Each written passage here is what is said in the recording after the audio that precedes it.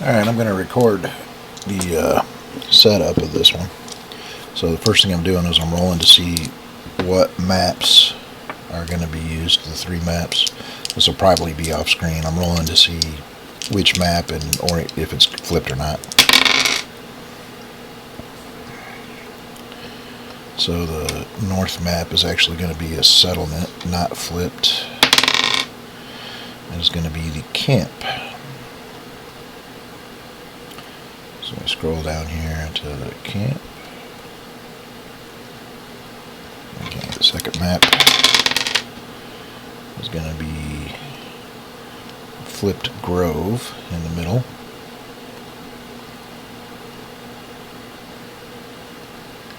And the third map is going to be not flipped open field.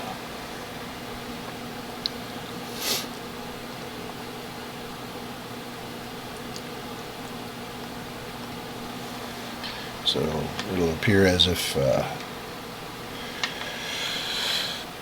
someone got caught in camp.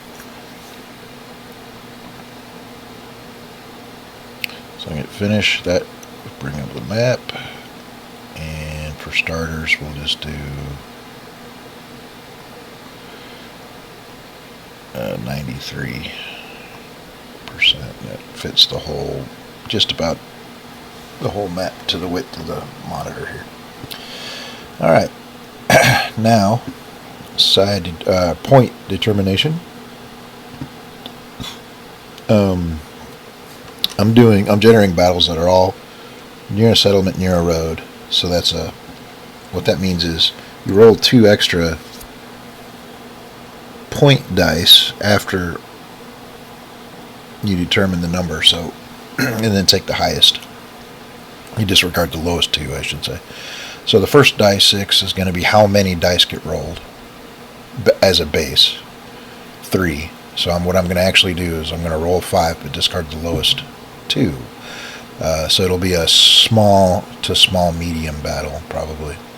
So here's the 5 rolls. 1, 2, 3, 4, 5. We discard the 1 and a 2, so we get 12. And we square that for 144. So I'm going to make a notation, 144 point battle. As a reminder, 144, that's pretty small. I mean, well, not pretty small. It depends on what you get, but smallish. You can adjust the points to whatever you need, but for the purposes of my play testing, this is the way I'm doing it. So now D20 to determine which counter set is going to get used. So the north side is going to be number 11, which is Cryhavoc, the one that started it all. Alright. So I just roll. If you roll their rank or higher, they're possibly included. They get a share of the points, and so if you roll a 10, they get a double share. If you roll exactly what you need, they get a half share. And then you check for foot and mounted in all the sets except for the Knights of Hana. No, you check foot except for Saracens. If they have foot and mounted, there's so many different types in that anyway. If they've got foot and mounted, you only check mounted in the Saracen set. That's it. They're heavily mounted compared to everything else. So, mounted knights are 7s, and they happen to be the highest leaders in the Cryhavoc set. So, mounted knights 8 means they get 1 share. So I'll just do 1 mounted knights. They still probably won't be included. With 144 point battle, by the time it gets divided amongst everything, there probably won't be enough to include 1 knight. Knights are very expensive. Foot knights 9. Yes, that's 1 on foot knights. Foot knights maybe, if there's not a lot of other ways to split it, the 144 points. But we'll see. Squires mounted. Squires are down to 6 rank. Okay, I rolled a 10, so that's 2 shares of mounted Squires. That might put a Squire on the map. That might put a mounted Squire on the map, even at 144 points to go around. Foot Squires, 2, none of them. Sergeants are rank 6, 10. So 2 shares of Sergeants. That probably did away with the mounted Squires. There probably won't be enough to put a mounted Squire on there with 2 shares of that plus whatever else I'm going to roll. Almost always peasants. Halberdiers, there are rank 6 as well, just not leaders. 1 share of Halberdiers. Bills, no, there are 5, so 4 is below it, so none. Spears are 4s, and I rolled a 5, that's above it, so that's 1 full share of Spearmen. And crossbows, now this set has armored and unarmored, the way they've got it divided, so I'm going to roll once for both. Armoreds are 4, unarmoreds are 3 for all missilemen in general, unless it's a fantasy type. So, armored crossbowmen, 1 means none. Unarmored crossbowmen, 3 means yes, but only a half share, because that's exactly what you need for unarmored crossbowmen. Then we go to whatever they got next on their list here, short bows. They just got unarmored. They're calling them all unarmored, so 5 is more than they need, so that is a full share of short bowmen. Peasants start with a default of a quarter share. Their rank is 2, so there's usually plenty of peasants to go around. Yeah, they get a normal share, which is a 1/4 share of peasants. And I don't include civilians unless there's some extenuating circumstance. So that's it. So we total up the number of shares. 1, 2, 4 for mounted squires, 6 after sergeants, 7, 8, 8.5, 9.5, 9 and 3/4 shares to split 144 points into. So I'm just going to go right to calculator. 144 divided by 9.75. 14. So 14 points per share. And then 14 times 9.75 is 136, which means there's 8 points in the remainder pool to start. 8 points, remainder 8. Okay. So we take that, 14 points per share. There's a lot of shares. So 14 points per share. Go back up to Matter Knights. 14 points worth of Matter Knights. No, not possible. So that's for all 14 goes into the remainder pool, bringing the remainder back up to 22. 14 points. 1 share of Foot Knights would be 14 points. No, there's no way. Knights are level 2 leaders. That's times 3 multiplier of their base cost, so there's no way. So all 14 of that going into the remainder of 36, or 22 bringing it to 36. A double 2 shares of mounted squires. So that's 28 points. I don't think so, but let me take a look.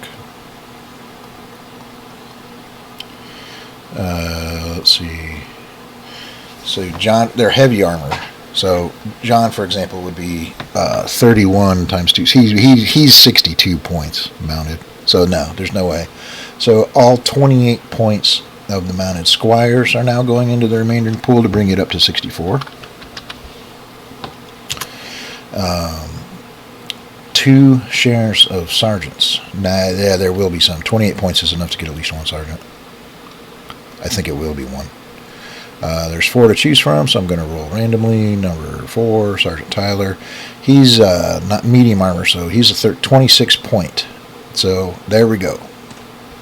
2 left over to add to the remainder pool, making it 66 now. They got a piece on the board. And a leader too, which means after their volunteer leader rolls, that's it. So he might be the only leader. We'll see. 1 share of halberdiers. 14 points of halberdiers is going to be enough to get 1. 1,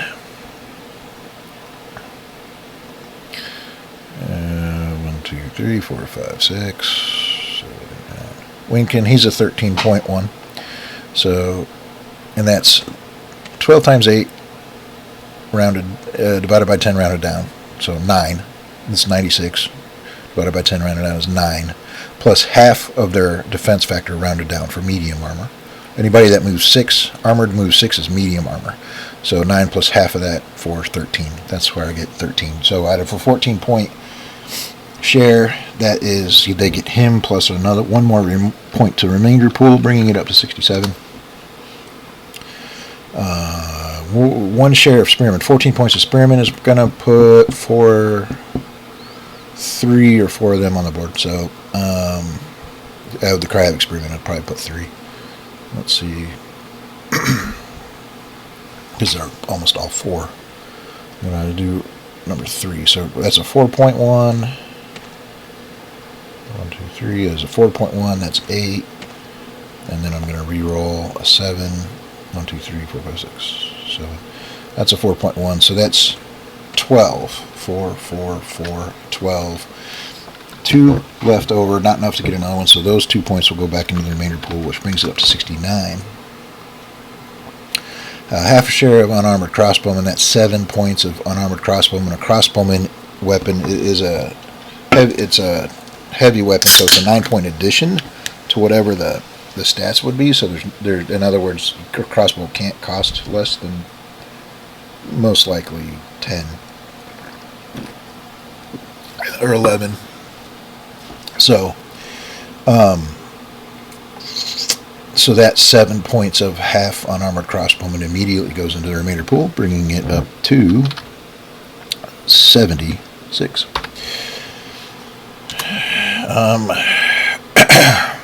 A full share of shortbowmen, 14 points of shortbowmen. Shortbows are 3 plus, so there's going to be a couple of them. We roll to see who they get. 1, 2, 3, 4, 5, 6, 7. So he's a 7.1, and he's a 6 point. So that's 13 points. Well, another point into the remainder pool, bringing it up to 77. And a quarter share of peasants. We'd round that down, so it's 3. Which will probably be a couple. Unless they get GAM or something. It could be 1 or 2 or 3. So the starting generation number is 2. Carpenter, he's a 1.1. Farmer is a 1.1 because we round up. And the next one that would be on that path is 2, which would be more than the 3rd point. So 1 more to the remainder pool after those 2 peasants brings the remainder pool up to 78. Now the interesting thing about this is we're going to randomly select one of these categories that they got. It doesn't matter, the shares don't matter anymore. So how many categories did they have? Mounted knights is 1, foot knights is 2, 3, 4, 5 after halberdiers, 6 after spearmen, 7, 8, and we don't include peasants for this. So unless the person wants to, but good God, running 90 peasants is not going to be fun. So lost my count. 1, 2, 3, 4 sergeants, 5 halberdiers, 6 spearmen, 7, 8. 8 categories. So 12. We're going to use a D100. Count. We're going to reroll anything above 96. It's 12 points per category. 7th category, 84 divided by 12, 7.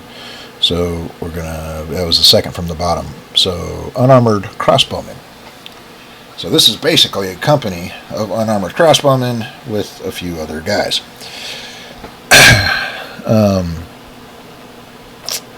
So what that means now is 78 points. All of that goes into unarmored crossbowmen. So we're just going to stack them up at this point.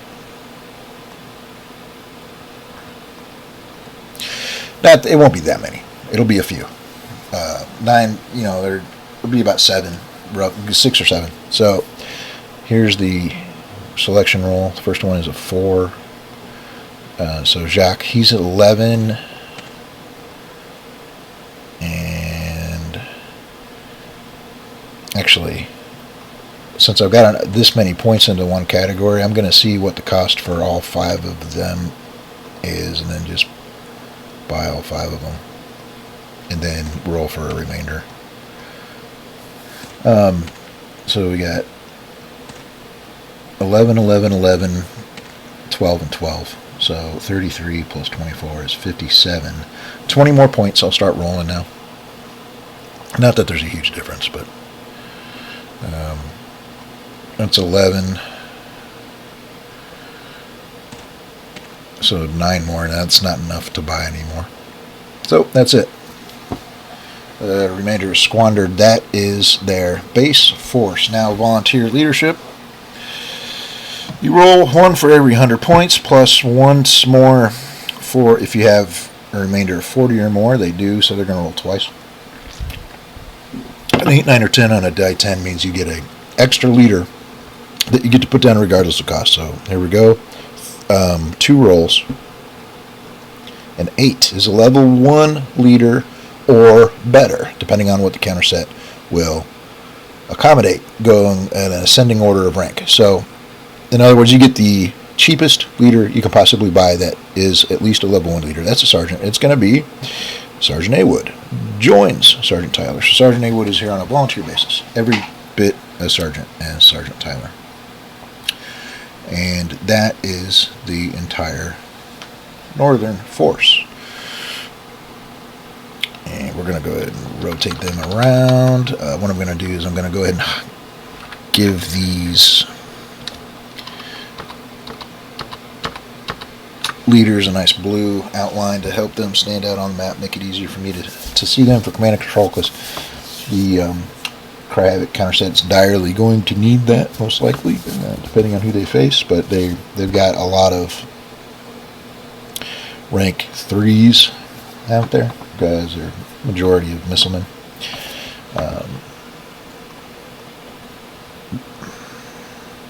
And yeah, it'll be interesting to see if they can get any lines of fire at all built. And they'll be playing some cat and mice in the olive grove, probably. So, unless it's cavalry that comes on from the south. The second side is going to be... I'm actually going to make some notes about this now.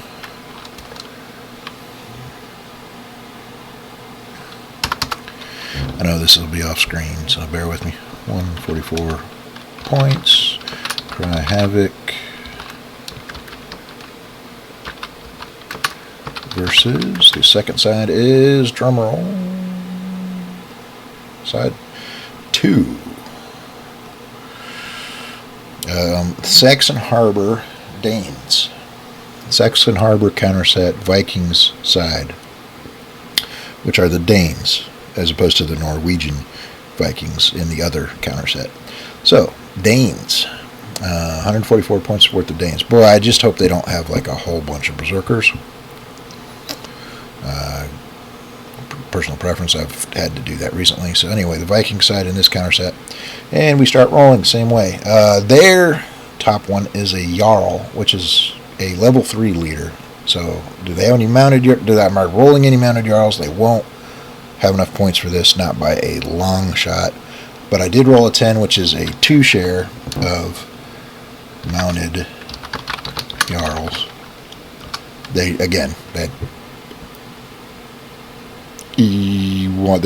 won't have any of those. Interesting thing though is the Jarls are the only leaders that the Danes side has. So if they get a volunteer leader at the end of it, then it'll be a Jarl. But it's not likely. So foot Jarls, anybody that's in the force and is dismounted for the impending combat? No, they are 8s. So no. Herdmen are, I want to say 5s. I gotta check. Huskarls are 6s, Herdmen are 5s, Kurils are 4s, and Bondi are 3. I'm pretty sure. Yeah, Herdmen are 5s. It's respectable. 5's pretty respectable. So No. 4 is less than 5. So no herdmen are in the force at all. Okay. Berserkers. Berserkers are 6s. And, yep, they are 6s. The roll is a 9. So, yeah, 1 share of Berserkers. And with only Bowman and Bondi to go. 6 on the Bondi is 1 share of Bondi. Oh, no, it's Bowman. Bowman, 1 share of Bowman. And Bondi, 3, which is exactly their number, so there's a half share of Bondi. So 4.5 shares.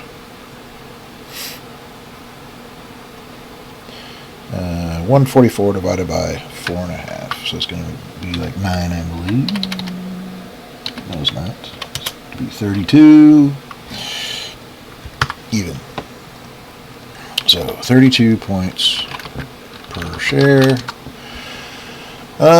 64 for the mounted Jarls is not enough to buy any. I mean, it's a 5-time multiplier for a level 3 leader, so they've only got 1 Rolf here. It's let's see, 330 plus. Are they heavy armor? Yes. So he's a 42 base cost.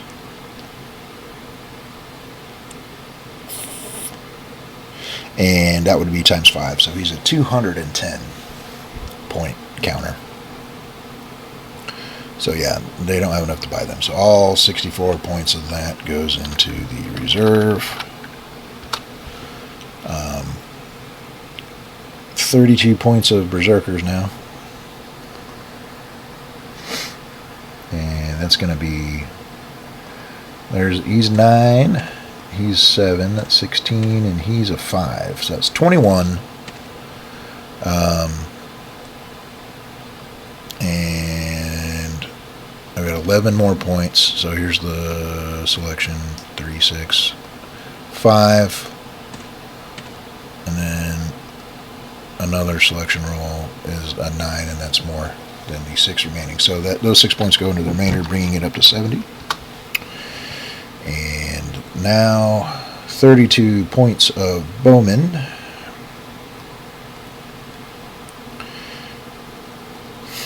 So there's a 6.1, a 5.1, a 7.1, there's 18, another 7.1, so 25. So they got 9 more points, and the last one is 5. So 4 to go to the remainder to 74. And 16 points of Bondi.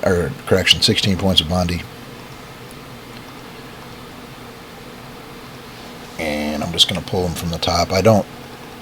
They won't, well, no, I'll roll. 16 points won't take too long. 10. 2, 3, 4, 5, 6, 7, 8, 9, 10. There's a 4 for Scalagrim. Gonna roll again. 10, so another Scalagrim. Okay, there's 8 points. 8, 7, Olsen, so 4, 8 plus 7 is 15, and there was only 16 points, so there's not going to be a 1-pointer, so that makes a remainder pool of 75 to determine which of those types. Now, I'm not even going to include the mounted Jarls because there's not enough to buy a 1. So, it's either going to be 75 points of Berserkers, Bowman, or Bondi. Even chance of each.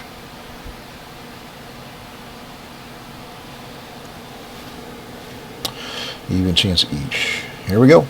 Dice 133 each. That's the last category, which is Bondi. So 75 more points of Bondi. Okay, so 4 plus 3 is 7, plus 8 is 15, plus 2 is 17, plus 4 is 21, plus 5 is 26, plus 7 is 33, plus 7 is 40, plus 4 is 44, plus 4 is 48, plus 7 is 55, plus 8 is 63, plus 7 is 70, 5 more points, and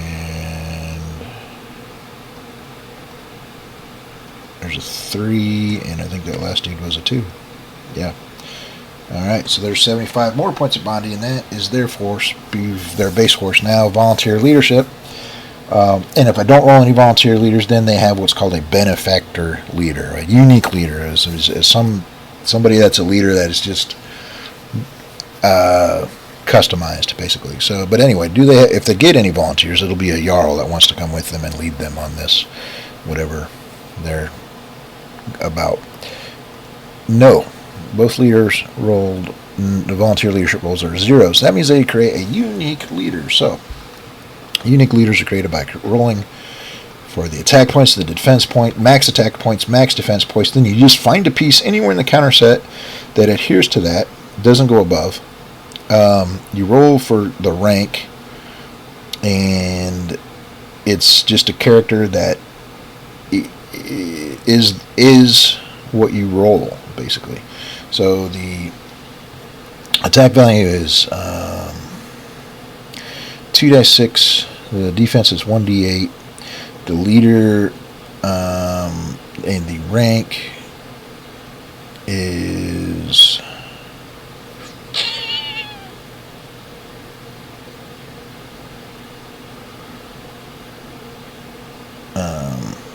1d8 as well.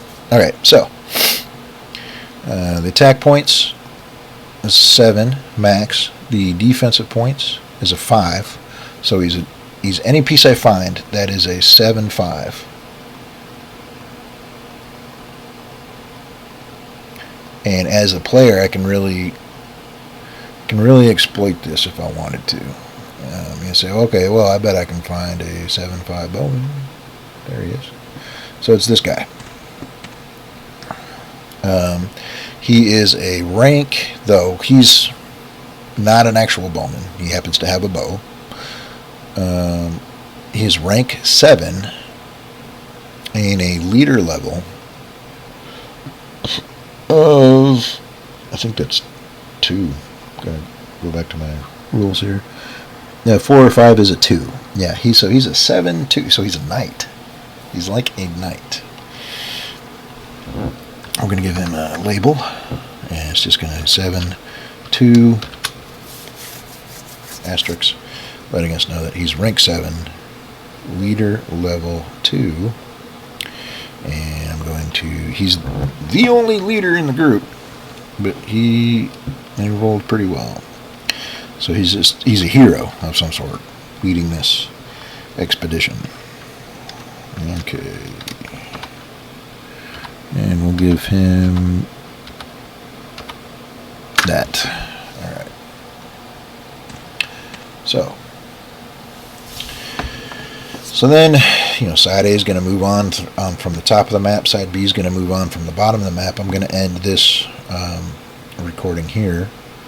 I'm going to take some notes on the force composition for my records to study later. And then when I start recording again, everything will be on the map.